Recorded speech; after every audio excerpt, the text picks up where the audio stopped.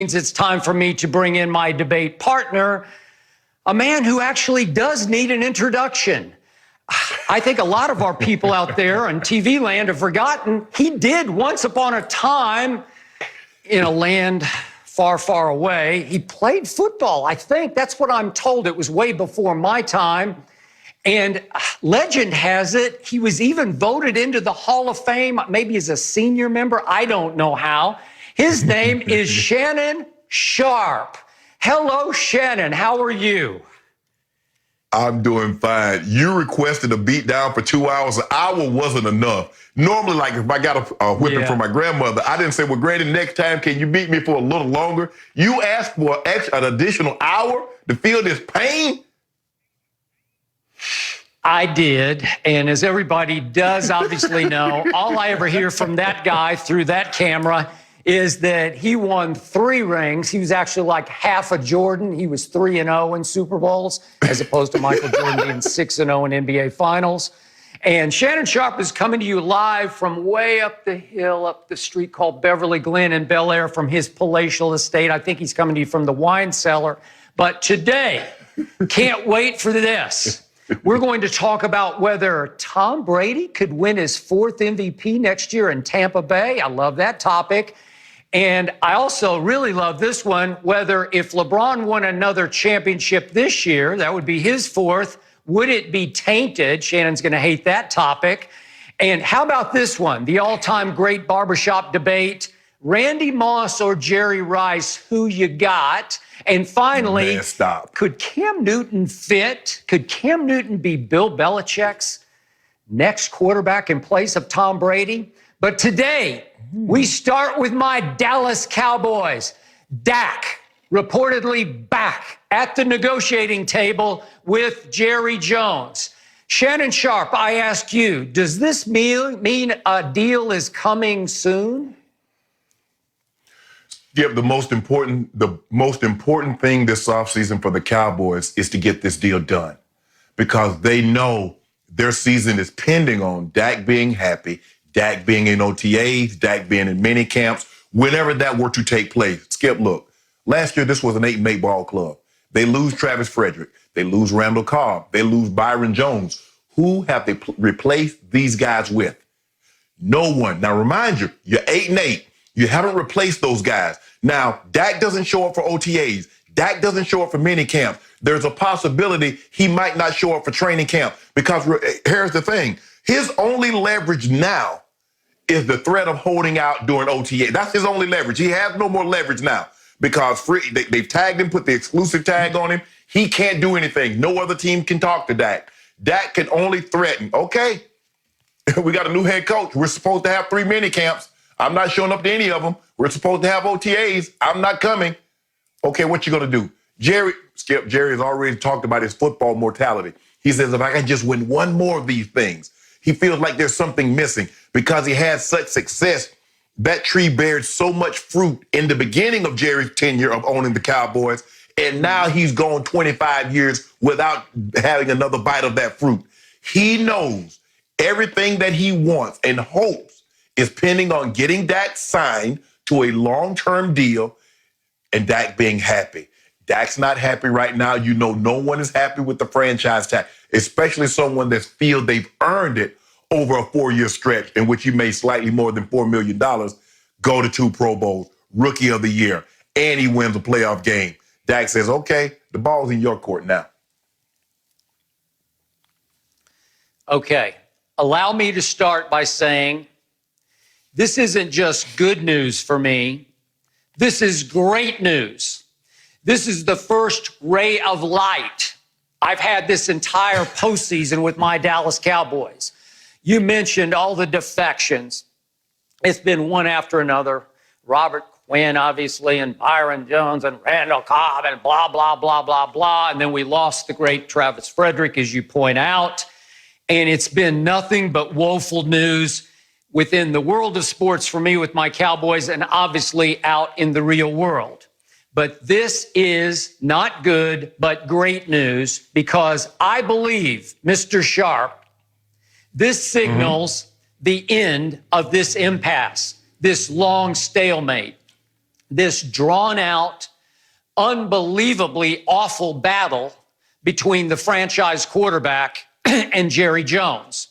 And I believe that once Jerry had to tag Dak Prescott at the deadline, the resulting fallout from that was so negative for both sides that cooler heads finally started to prevail.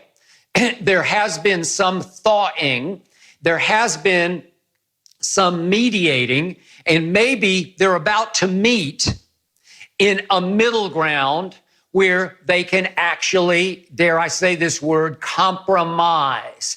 Because remember, both sides have a lot to lose because, as you point out, this is the essence of the offseason for Jerry Jones. It should have been the essence of last offseason. This deal should have been done a year ago. You know it, and I know it.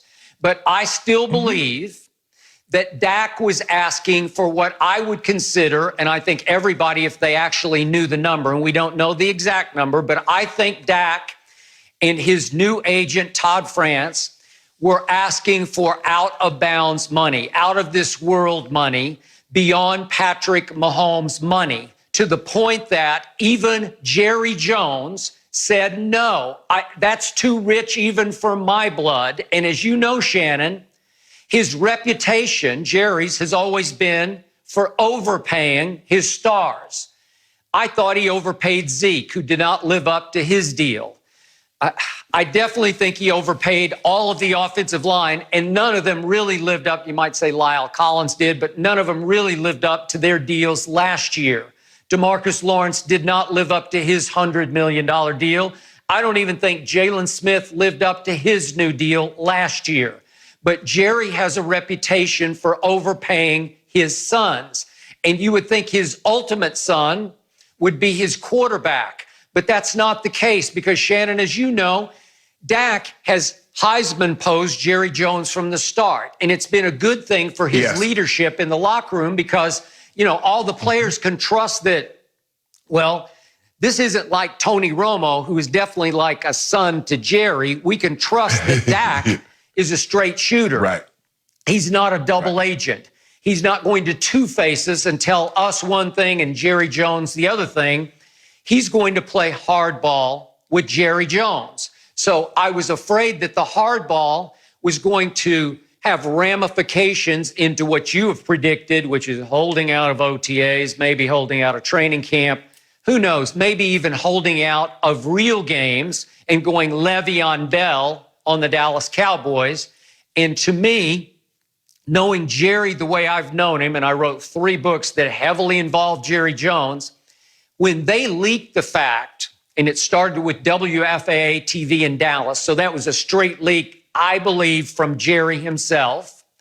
If WFAA leaks that they're back at the negotiating table, I think that's the first huge, great sign that a deal is imminent. I think the ground has finally broken, and I believe in the very near future, they will announce that they have finally, cooler heads prevailed, come to terms. What do you think of that? Well, you better hope so. Because here's the thing, Skip. If we look at it, you look at Tom Brady's press conference. Tom says, I don't really want to dwell on the past because I'm worried about the future. And it's not what have you done, it's what will you do. So if that's the case, if you're not going to pay Dak on what he's done in the previous 4 years, which is win 2 divisions, win Rookie of the Year, and you know what, he finished 3rd in the league in passing, which was a couple of yards short of the Cowboys record. What do you believe Dak is going to be able to do moving forward? Isn't that how you're supposed to pay someone, Skip? Isn't that what the contract about? It's not lifetime achievement. It's not about what you've done in the past. You tell me all the time, they can't pay a player based on what he's done. They're paying a player based on what they believe he can do. Now, if you don't believe Dak is going to win you Super Bowls, if you don't believe Dak is your franchise guy, why are you dilly-dallying around? Why are you wasting this man's time? Because you know you believe he can do it. They believe he can do it, but they want to get him at the cheapest price possible. Like you said, Skip, Jerry Jones is a negotiator. Jerry Jones has pride. His pride is, man, if I can get Dak for less than market value, I've done a great job. Dak Prescott says, no, that was always the rule. Dak was never going to give Jerry a discount. And especially, we look at all the deals of big quarterbacks that's gotten done over the last year. Aaron Rodgers, Russell Wilson, Carson Wentz, Jerry Goff. Everybody had multiple years left on their contract when they got their money. Dak has no years left. And you want me to take less money than some of the guys that had 2 years left when I have none. I wish I might. And y'all need to stop bringing up, well, what about all the No. Don't worry about what money I make, Skip. Let me say for the sake of argument, I got a friend and he says, you know what, Shannon? I got this hot stock coming out. Nobody really knows about it yet, but I think it's going to be good. I take my money. I invest in it. I hit it big. Fox can't come to me and say, well, Shannon, you know you made it big on that stock now, so you don't cut us a little slack. That ain't got nothing to do with you. What I do outside of the Cowboys has nothing to do with the Cowboys. If I got 100 commercials, don't worry about that. Worry about what I do in the locker room. Worry about what I do on the field. And if that doesn't concern what I do in an endorsement deal, get that man $80 million, fully guaranteed, $120 million guaranteed, and we got us a deal. Other than that, kick rocks. Okay, well, I'm going to kick rocks back at you because obviously if Dak Prescott were the quarterback of the Detroit Lions, he would not have 12 national TV commercials. He is the quarterback of America's team, and he benefits greatly. He would not have 12. It's something about that star on the side of your helmet. You can ask